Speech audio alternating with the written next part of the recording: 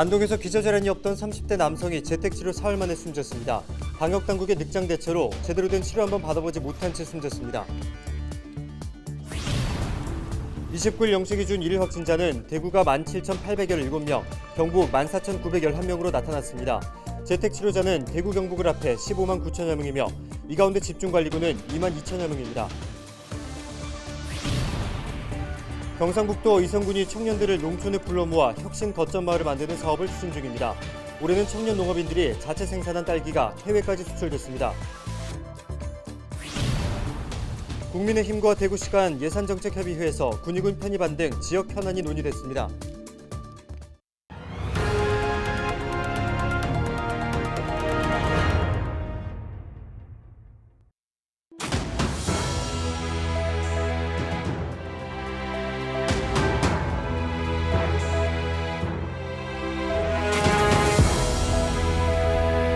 여러분 안녕하십니까? 헬로티비 대구 경북 뉴스입니다.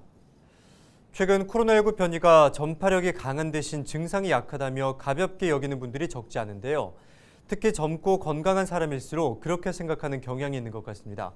하지만 결코 가볍게 봐선 안 되는 이유가 있습니다. 경북 안동에서 기저질환이 없던 30대 남성이 재택치료 사흘 만에 사망했습니다. 방역당국의 늑장 대처로 제대로 된 치료 한번 받지 못한 채 숨을 거뒀다고 하는데요. 안타까운 소식을 이하영 기자가 보도합니다. 지난 19일 코로나19에 확진된 35살 A씨. 일반관리군으로 분류돼 재택치료를 하다 숨 쉬는 게 힘들 정도로 증상이 악화돼 친구들에게 대신 119에 연락해달라고 요청합니다. 친구들이 다급하게 119에 전화했지만 보건소로 문의하라는 답변이 돌아왔습니다. 보건소에도 중환자 병상을 요청했지만 이마저도 무시당했습니다. 결국 A씨는 제대로 된 치료 한번 받아보지 못한 채 지난 22일 숨졌습니다. 확진 사흘 뒤였습니다. 저희 가족이랑 형이랑 전부 다 피해주기 싫어가지고 계속 몸만 붓다가 끙끙 앓다가 자기 혼자서 해보려고 친구들한테 부탁하고 혼자 보건소에서 계속 입원하고 싶다고 의료원에서 입원하고 싶다고 계속 전화했는데 오지도 않고 비대면으로 약만 처방하고 응급실에도 전화했는데 전화도 안 오고 불러오지도 않고 꼭 죽어야만 응급실에서 오고 이게 말이 안 되잖아요. 이에 대해 방역당국은 재택치료자에 대해 방역 절차에 따라 대응을 했다는 입장입니다. 민노통으로 신고를 들어가지고 병원 비대면하고 저희들이 연결을 해줬어요. 예. 그 병원에서 그것도 처방받고 그다음 체계가 질본청에서 내려온 게 있지 않습니까? 네. 그런 식으로 뭐 119 연락하고 병원 연계하고 뭐 특별한 그거 말고는 특별한 대책이 없지 않습니까? 예. 뭐 그렇다고 재택치료자들을 전부 다 병원에 뭐 배정할 수도 없는 문제고 병원장이 그만큼 만들어가는 거. 하지만 유가족은 보건소에서 경상북도 보건정책과로 병상 배정조차 요구하지 않았다며 억울함을 호소했습니다.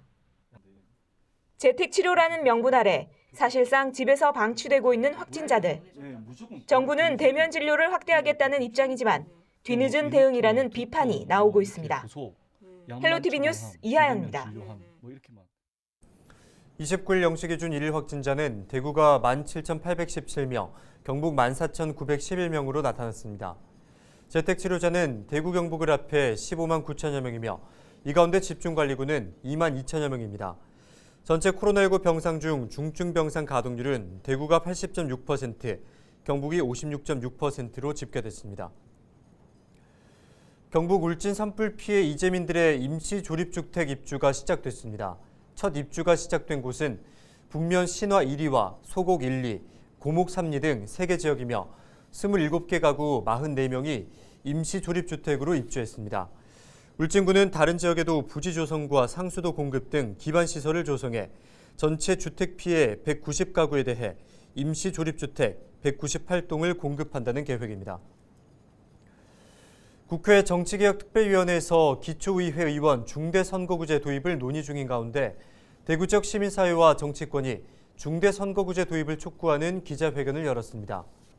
29일 대구시민사회와 정의당, 진보당 등 정치권은 부산시청 앞에서 기자회견을 열어 거대 정당 두 곳이 기초의회마저 독식하고 있다며 중대선거구제를 도입해 정치개혁을 시작해야 한다고 강조했습니다.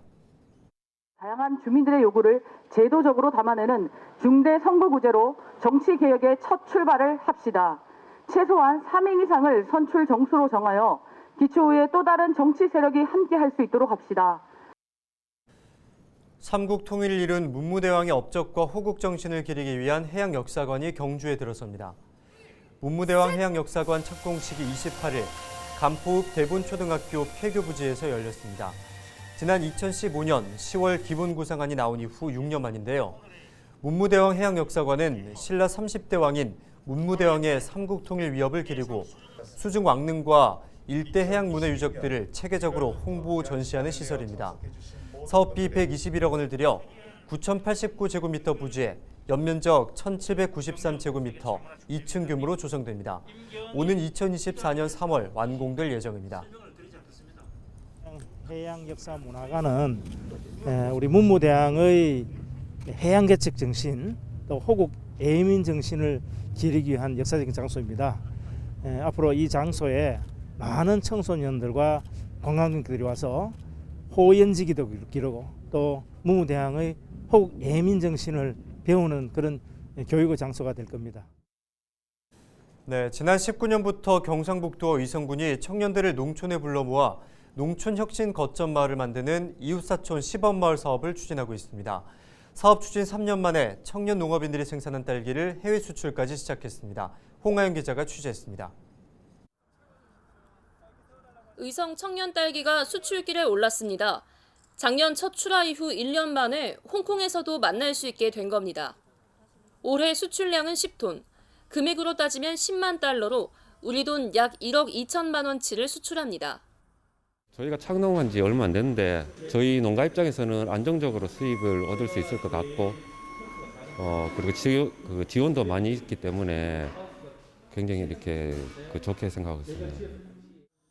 의성 청년 딸기는 청년 인구 유입을 위해 경상북도와 의성군이 함께 추진한 이웃사촌 시범마을 사업으로 나온 결과물입니다.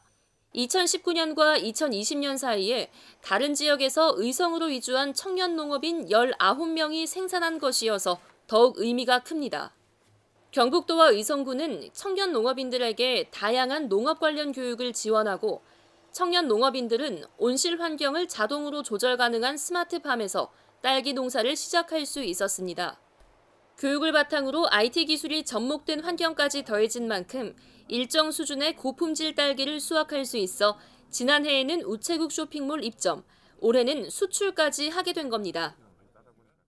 제가 조금 더 성공을 하게 된다면 이제 기업형 온실을 지어서 이제 많은 청년들이 유입되어서 같이 농사를 짓고 조금 더 젊어지는 의성을 만들어가는 게 제 목표이기도 합니다. 의성군은 이번 사업을 계기로 지역 청년 농업인 양성에 집중하겠다고 밝혔습니다. 군 유지에 대해서 우리 야산이나 이런 분야에 대해서도 적절히 정비해서 청년들에게 또 분양해서 창업을 좀 쉽게 할 수 있도록 해나가도록 하겠습니다.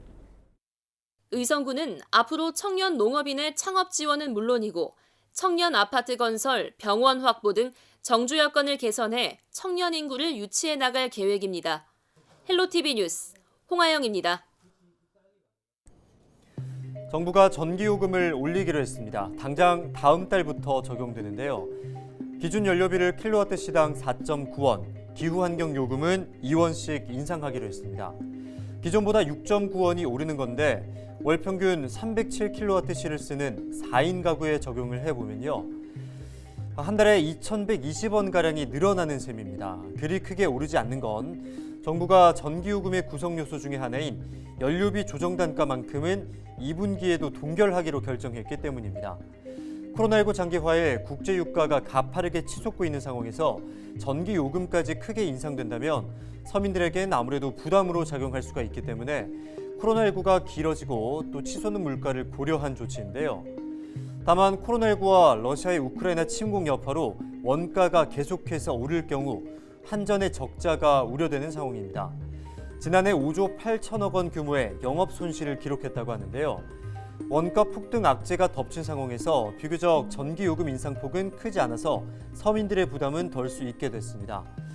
정부가 요금 인상을 억누르면 미래 세대가 공기업의 부실을 짊어질 수 있다는 지적도 나오고 있습니다. 지금까지 데일리 브리핑이었습니다.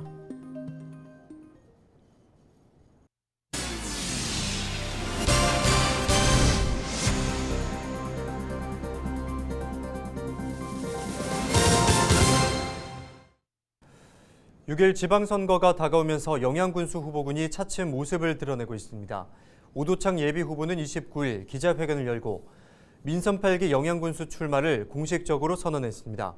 이에 앞서 전병호 전 영양읍장과 조동휘 전 경산군청 세무조사계장, 박홍렬 전 청송군 부군수도 국민의힘 영양군수 예비후보로 출사표를 던졌습니다.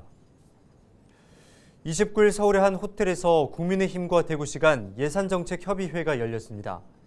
이 자리에서 권영진 대구시장은 군의군 대구 편입 법률안 국회 통과를 비롯해 대구시 전역의 조정대상 지역 해제 등 대구시 현안에 대한 국회의원들의 관심을 당부했습니다. 특히 통합신공항 건설에 대한 실무를 추진하기 위해서는 군의군의 협조가 반드시 필요하다며 윤석열 당선인의 대구 경북 1호 공약인 만큼 모든 지혜와 역량을 모아야 한다고 덧붙였습니다. 추경호 국민의힘 대구시당 위원장은 지역 공약이 국정과제에 오롯이 담기도록 지역 국회의원들과 최선을 다하겠다고 말했습니다. 29일 대구 동구의 한 주차장에서 불이 나 차량 2대가 피해를 입었습니다. 이날 0시 12분쯤 동구 신암동의 한 오피스텔에서 화재가 발생했습니다.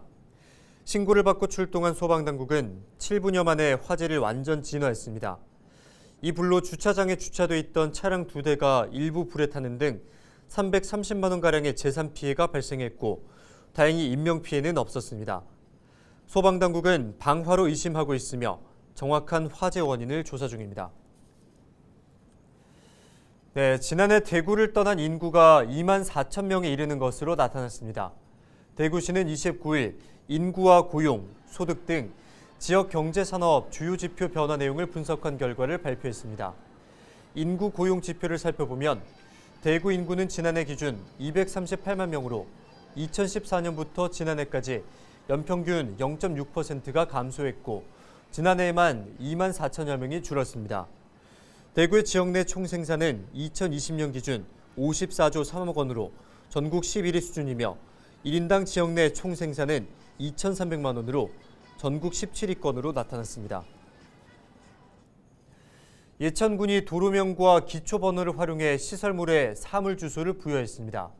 사물주소는 버스와 택시 승강장, 인명구조함, 지진대피소, 어린이공원 등의 시설물에 주소를 부여해 긴급 상황 발생 시 정확한 위치 정보를 토대로 신속한 대응과 구조가 가능하도록 하기 위해 만든 겁니다.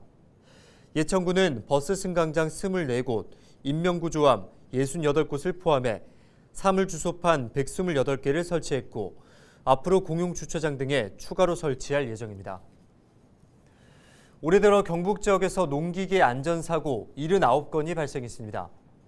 경북소방본부는 올해 농기계 안전사고로 4명이 숨지고 66명이 다쳤다고 밝혔습니다. 사고 종류별로는 경운기가 68건으로 86%를 차지했으며 연령별로는 70대가 36%로 가장 많았습니다. 경북도 소방본부는 작년에도 전체 농기계 안전사고 566건 중 168건이 봄철에 발생했고 70여 명의 사상자가 발생했다며 작업 전후 농기계 안전 여부 점검 등 안전수칙을 지켜줄 것을 당부했습니다. 대구의 한 신축 공사장에서 사망사고가 발생해 고용부가 조사에 나섰습니다. 고용노동부는 29일 오전 대구 달성군의 한 공장 신축 공사 현장에서 하청업체 소속 50대 노동자 A씨가 추락해 숨졌다고 밝혔습니다. A씨는 10m 높이에서 고소 작업대를 사용해 외부 계단 볼트 조임 작업을 하던 중 1층 바닥으로 떨어졌고 병원으로 이송됐지만 끝내 숨졌습니다. 고용노동부는 즉각 작업 중지 명령을 내리고 정확한 사고 원인을 조사하는 한편 중대재해법과 산업안전보건법 위반 여부도 확인 중입니다. 네, 오늘 저희가 준비한 소식은 여기까지입니다. 저희는 늘 지역민 여러분과 함께하겠습니다. 시청해주신 여러분 고맙습니다.